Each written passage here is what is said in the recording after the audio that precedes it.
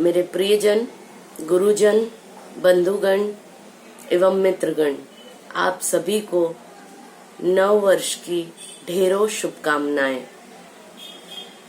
मैंने कल एक छोटे से लेख का प्रयास किया था और आप सभी के प्रोत्साहन से और उत्साहवर्धन से आज मैंने हिम्मत की कि अब सिर्फ लिखकर नहीं, आवाज बनकर, शिवलेख की आवाज बनकर, कुछ बोलकर मैं आपके सामने आऊं और लोगों के सामने उसकी आवाज पहुंचा सकूं। आज 1.5 साल बाद मैं बहुत बड़ी हिम्मत करने जा रही हूं और वो सिर्फ आपके कारण कर रही हूं।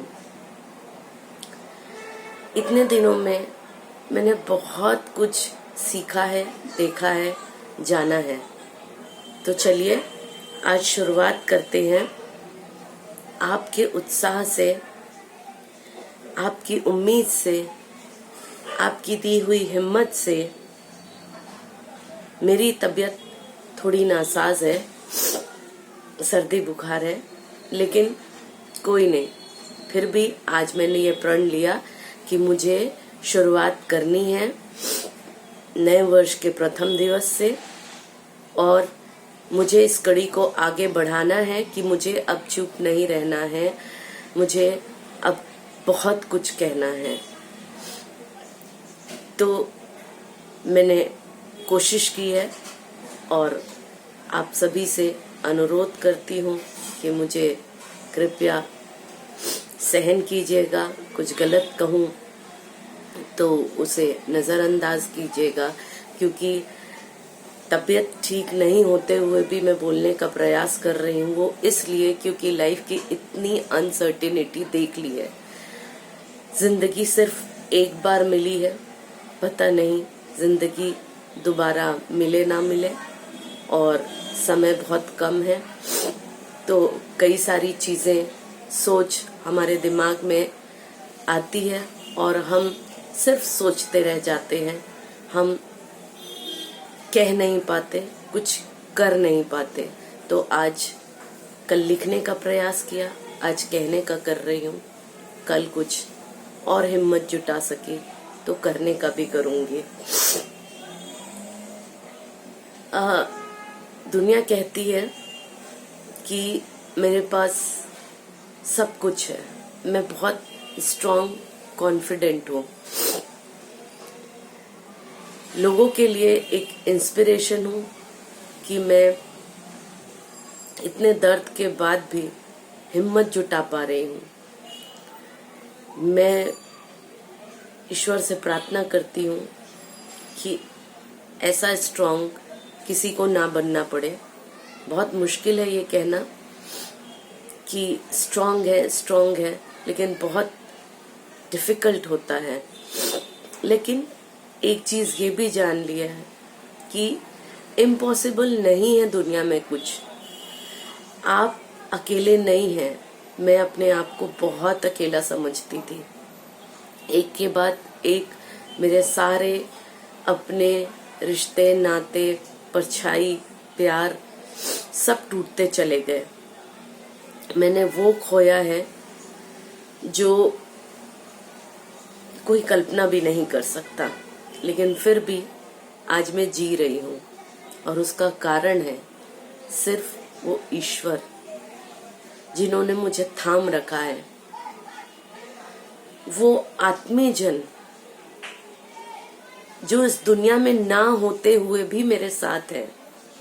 मेरा बच्चा, मेरे ससुर, मेरे पिता, मेरी माता, मेरा भाई, मेरे बड़े पापा और बहुत से ब्रह्मांड की शक्तियां जो मुझे हिम्मत दे रही हैं कि मैं हिम्मत करूं और अपने आप को खड़ा करके लोगों के लिए कुछ कर पाऊं, उनके लिए प्रेरणा स्रोत बन सकूं। इसीलिए मैं प्रयास भी कर रही हूं और इसी प्रयास को आगे बढ़ाते हुए मैं कहना चाहती हूं कि ये जीवन की सच्चाई है। जीना तो हम सबको है ही, और जीना ही पड़ेगा, और दर्द को सहना ही पड़ेगा, क्योंकि जब जीना है तो सहना ही पड़ेगा, मर नहीं सकते हैं। लेकिन अगर जीना है तो कुछ ऐसे जिए कि किसी के अच्छाई के लिए, सच्चाई के लिए काम आ सके। क्योंकि अब मुझे थोड़ा थोड़ा ये एहसास होने लग गया है कि हम इस दुनिया में क्यों आए हैं, हम कौन हैं, हमारा घर कौन सा है, और हम क्या करने के लिए आए हैं। बहुत दौड़ती भागती दुनिया में ये समय नहीं मिला कभी जानने के लिए। हम इतने उलझे हुए थे भौतिक मायावादी दुनिया में कि हम सोचते थे कि बस कुछ हासिल करना, पाना ही हमारी जिंदगी है। नहीं, हम इसलिए इस दुनिया में नहीं हैं। हमारे कुछ अलग मकसद है। हमें ये मानव रूपी देह ही क्यों मिला है? हमें और भी तो कुछ जीव, प्राणी और प्राण शक्ति मिल सकती थी, लेकिन मानव रूपी जीवन इसलिए नहीं मिला है कि हम सिर्फ चीजों के पीछे भागे, वस्तुओं के पीछे भागे, व्यक्तियों के पीछे भागे और परिस्थितियों को इतना अपने ऊपर हावी कर ले कि हम उसके आगे कुछ सोच ही ना सके, हम उसके आगे कुछ देख ही ना सके। क्या अंतर है हम में और बाकी जीव प्राणियों में? बहुत बड़ा अंतर है हम में और बाकी जीव प्राणियों में।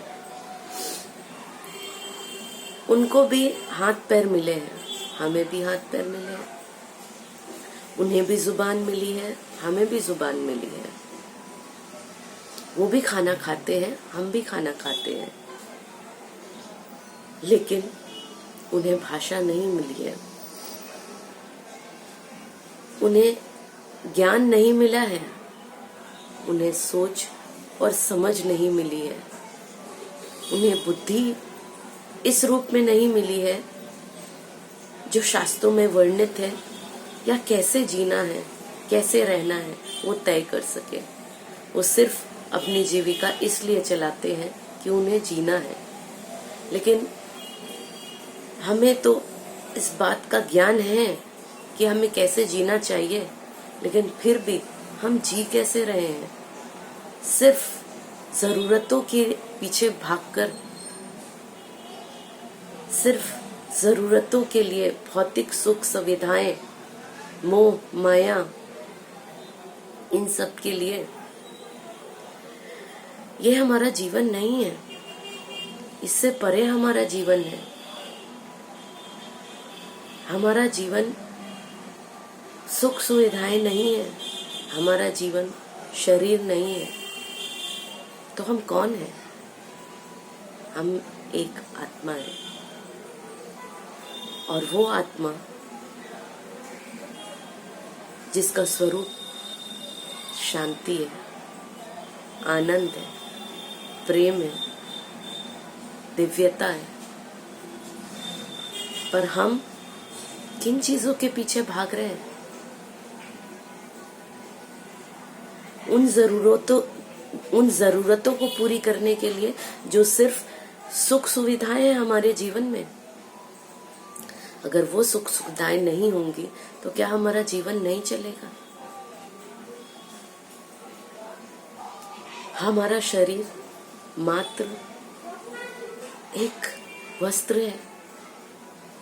कल को हम ये देह छोड़ेंगे तो हमारा शरीर यहीं रह जाना है, सिर्फ हमारी आत्मा जाएगी, और आत्मा भी रुकने वाली नहीं है। आत्मा अमर है, इस देह को छोड़कर दूसरे देह में चले जाएगी। कहा जाता है ना कि जिंदगी में साथ कुछ नहीं जाता। कितनी सच्चाई है। कहते हैं सिर्फ 2 गज कफन की जरूरत है, वो भी सच नहीं है। वो भी जलकर यहीं खाक होना है शरीर की तरीके से। अगर साथ जाने वाला है हमारे, तो हमारे कर्म है, हमारे संस्कार हैं, जो हमारा प्रारब्ध बनाएंगे, जो हमारे आगे के जीवन को तय करेंगे कि हमने अच्छे कर्म किए हैं तो हमें क्या जीवन मिलने वाला है। हमसे कोई गलतियां हुई हैं तो उन अपराधों को भी हमें काटना ही है। तो उसके बावजूद भी हम किन चीजों के लिए भाग रहे हैं? सुख, संपत्ति, वैभव, इसके लिए हम लड़ रहे हैं। एक माँ के क्या सपने होते हैं? यही कि उसके बच्चे खुश रहें। एक माँ अपने बच्चों को जन्म क्यों देती है? सिर्फ ये सोच के कि वो खुश रहे, ना कि ये सोचकर कि वो मेरे लिए जिए, मेरे लिए अपनी जिंदगी लगा दे। कोई भी माता पिता अपने बच्चों से उसके सुख नहीं छीनता है, लेकिन जिंदगी में अगर ऐसा हो जाए तो आपको अपना धैर्य, साहस, हिम्मत नहीं छोड़ना है। आपको इन सब से परे उठकर परिस्थितियों का सामना करना ही होगा। आपको मरकर भी इससे मुक्ति नहीं मिल सकती है। आपको जी कर हिम्मत करनी ही होगी। भौतिक सुख सुविधाएं सिर्फ जरूरतें हैं, आपकी जिंदगी का स्तर अच्छा कर सकती हैं, उससे ज्यादा कुछ नहीं।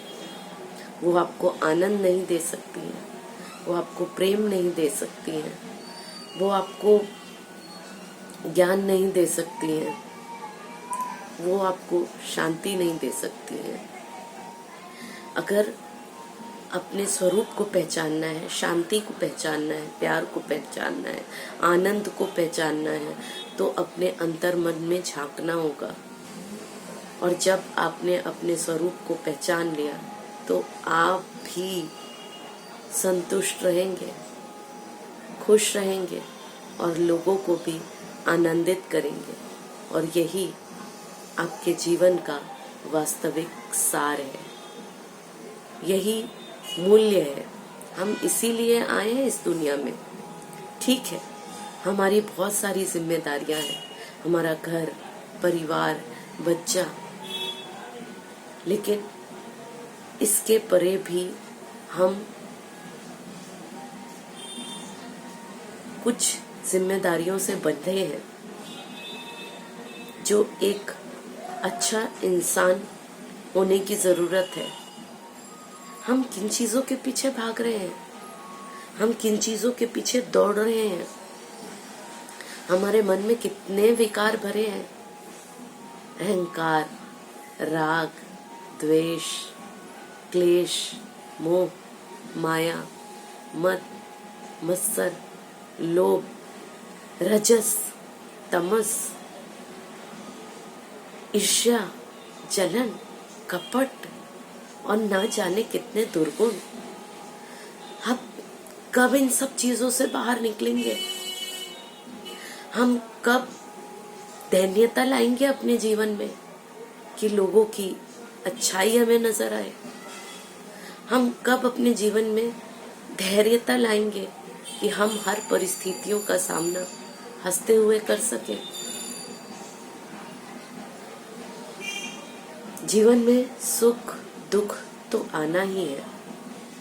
और आज ये संसार